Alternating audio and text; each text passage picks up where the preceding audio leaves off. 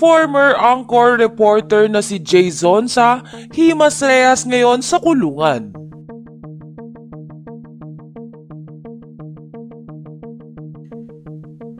Noong Martes, August 15, pinag-usapan ng online community si Jay Zonza na anila ay nakakulong dahil sa umano'y kasong illegal recruitment.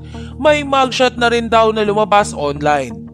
Matapos maging trending topic sa social media si Zonza, nagbigay ng update ang ABS-CBN reporter na si Nico Bawa tungkol sa isyung ito.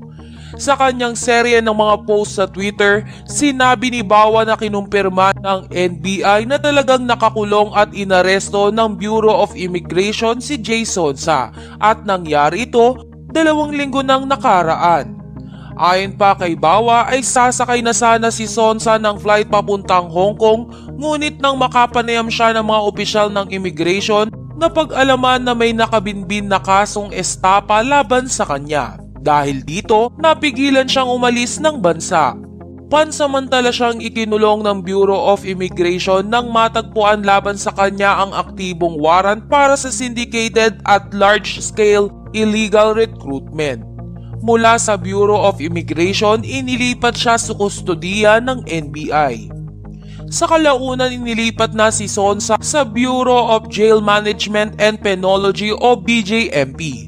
Sinabi ni Ricarte na nakikipag-ugnayan na ang dating news anchor reporter sa kanyang abogado noong nasa kustodiya pa ito ng Bureau of Immigration.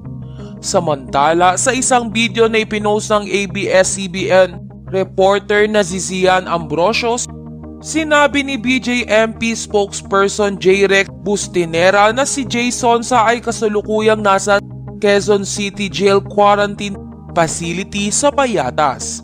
Ayon sa spokesperson ng BJMP, ikinumit po siya sa pangalang Jose Y. Zonza ng RTC Branch 100 Quezon City. Matatandaan na pumutok ang pangalan ni Jay Zonza dahil sa pagpapakalat nito na di umano ay buntis na ang aktres na si Julia Barreto.